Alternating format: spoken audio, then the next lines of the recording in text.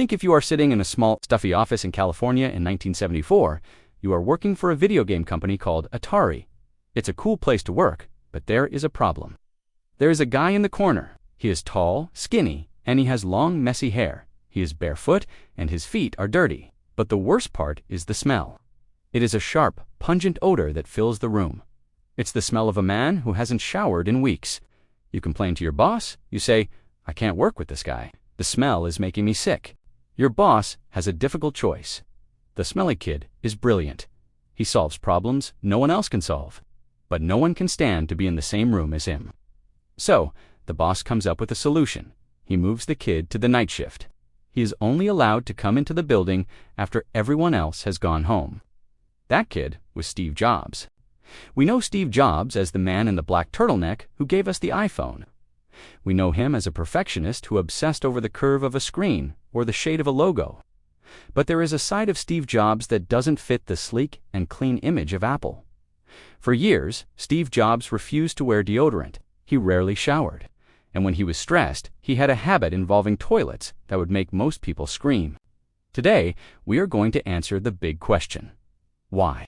Why would a man obsessed with perfection be so messy with his own body? The answer isn't laziness. It's actually much weirder than that. It's about a dangerous belief system, a fruit obsession, and a mind that refused to accept reality.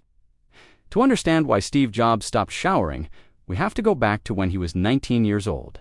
Steve wasn't a tech CEO yet. He was a hippie. He had just dropped out of college, and he walked into the lobby of Atari, the company that made the game Pong, refused to leave until they gave him a job. The founder of Atari, Nolan Bushnell, liked Steve's intensity. He hired him as a technician.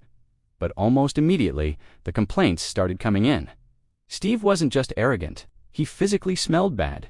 He believed he didn't need to shower. Why? Because of a book. Steve was obsessed with a strict diet philosophy called the Mucusless Diet healing system by a guy named Arnold Ehret. The theory was simple but extreme. Ehret believed that all human illness and even body odor was caused by mucus in the body, and this mucus came from eating meat, dairy, and grains. Steve convinced himself that if he ate only fruit, his body would be pure. He believed that a fruitarian body didn't produce toxins. Therefore, he didn't need deodorant. He didn't need to shower daily. He believed he was literally cleaning himself from the inside out. He was wrong. His diet at the time consisted of huge amounts of apples and carrots. In fact, he ate so many carrots that his skin reportedly turned a slight shade of orange. But while he thought he was pure, his coworkers at Atari just thought he stank. Al Alcorn, the chief engineer at Atari, had a serious problem. He couldn't fire Steve because the kid was a genius. But he couldn't force his other engineers to sit next to him. Alcorn later told the story. The guys came to me and said, "It's him or us." So Alcorn made a deal. He told Steve, "You can keep your job, but you have to work at night." Steve agreed. For months, he would show up in the empty office late at night, barefoot and smelly, eating carrots out of a jar, working on circuit boards alone. It was the perfect environment for him. It isolated him from the world, allowing him to focus entirely on his work and his delusions. Eventually, Steve left Atari to start Apple. You might think that once he became the face of a company, he would clean up his act. He didn't. In fact, as his power grew, his eccentric habits got worse. In the early days of Apple, Steve was the visionary, but he wasn't the only boss. They had a man named Mike Markkula. Mike was the adult in the room. He was an investor who put real money into Apple and tried to turn it into a real company. But Mike had a huge problem during meetings. Steve Jobs had a habit of walking around barefoot. He would walk across the parking lot, through the dirt, and into the conference room. Then, during high-stakes business meetings, Steve would sit back in his chair and lift his feet up onto the table. Mike Markkula would be sitting there, trying to discuss marketing budgets, and he would be staring directly at the dirty black soles of Steve Jobs' feet. Mike later said, "We would have to literally put him out the door and tell him to go take a shower." It wasn't just a hygiene issue, it was a power move. By putting his dirty feet on the table, Steve was signaling that he didn't care about social norms. He didn't care about professionalism. He operated on a different level. This was the beginning of what people called the reality distortion field. The reality distortion field is a term used by Apple employees to describe Steve's ability to convince people of anything. If Steve said the sky was green, He was so charismatic and intense that you would start to believe the sky was green. But the first victim of the reality distortion field was Steve himself. He distorted his own reality. He truly believed that his biology was different from everyone else's. He believed that the rules of chemistry and hygiene didn't apply to him because of his superior diet. This brings us to the weirdest habit of all, the one involving the toilet. Being Steve Jobs was stressful. He was constantly fighting with his engineers, fighting with his board of directors, and trying to build the future. He needed a way to relax. Most people go for a walk. Some people smoke a cigarette. Steve Jobs soaked his feet in the toilet. This story comes from Walter Isaacson, the man who wrote Steve's official biography.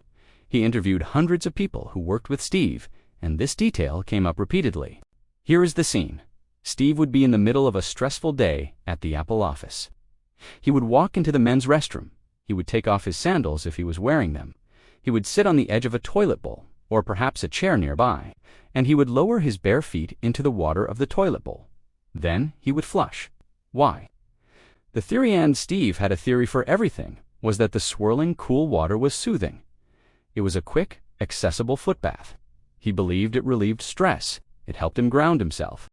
Imagine walking into the bathroom at your office. You expect to see someone washing their hands. Instead, you see your CEO, the man who is supposed to be the visionary of the future, washing his feet in the toilet. It unsettled his colleagues. It was feral. It crossed a line of civilized behavior. But to Steve, the toilet was just a tool. It was a basin with water. Why should he care about the social stigma? This highlights the core psychology of Steve Jobs: utility over sentiment. To normal people, a toilet is gross. To normal people, shoes are necessary. To Steve, they were a barrier between him and the ground. To normal people, a shower is a daily requirement. To Steve, it was a waste of time if his diet was already perfect. He stripped away everything he thought was unnecessary, whether that was buttons on an iPod or deodorant on his armpits. So, was this just madness? Or was there a method to it? Psychologists who have looked at Steve's life point to a concept called obsessive control. Steve Jobs was adopted. He had a deep underlying need to control his environment because as a child, he felt he had lost control of his identity. This need for control manifested in his products. He didn't want you to be able to open the iPhone and tinker with the battery. He wanted the system closed and perfect. But this need for control also applied to his own body. By adopting extreme diets, eating only carrots for weeks or fasting for days until he felt a sense of euphoria, he was proving to himself that he was the master of his own biology. When he decided he didn't need to shower, he was asserting dominance over his body's natural functions. He was telling his sweat glands, "I am in charge here." The tragedy is that this same desire for control eventually hurt him. When he was diagnosed with pancreatic cancer later in life, he initially refused surgery. He believed, once again, that he could control the cancer through his diet. He went back to his extreme fruit regimens, thinking he could starve the tumor or flush it out, just like he thought he could flush out body odor. For 9 months, he delayed medical treatment, relying on his magical thinking. By the time he finally accepted reality and got the surgery, the cancer had spread. The reality distortion field had finally failed him. There is a supreme irony in Steve Jobs' life. Here was a man who gave the world the cleanest, most sterile, most beautiful objects in history.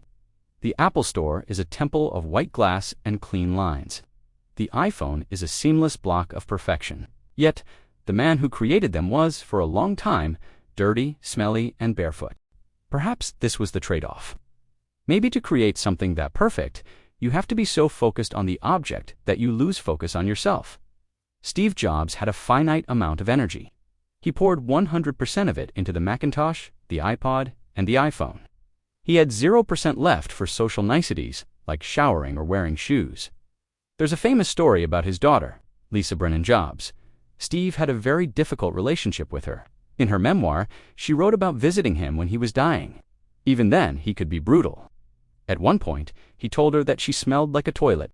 It was a cruel comment, but looking back at his life, a life where he soaked his feet in actual toilets, it feels like a strange projection. So, what can we learn from this? We are often told to emulate successful people. We read books about their morning routines. We try to copy their habits. But the story of Steve Jobs' hygiene is a warning. It reminds us that genius often comes with a heavy cost. The same psychological wiring that allowed Steve to see the future of technology also blinded him to the reality of his own body. He thought different. He thought so differently that he convinced himself he was above the laws of biology. He proved that you can change the world while being barefoot and smelling like old fruit. But he also proved that no matter how rich or smart you are, if you don't take a shower, you're going to stink. Steve Jobs wanted to put a dent in the universe. He certainly did that. He just didn't mind if he left a few dirty footprints along the way. Thanks for watching. If you want to know more about the bizarre habits of the pseudo-science, click on this video right here where we explain why Donald Trump has a red button on his desk and, no, it's not for nuclear war. You won't believe what it's actually for. See you there.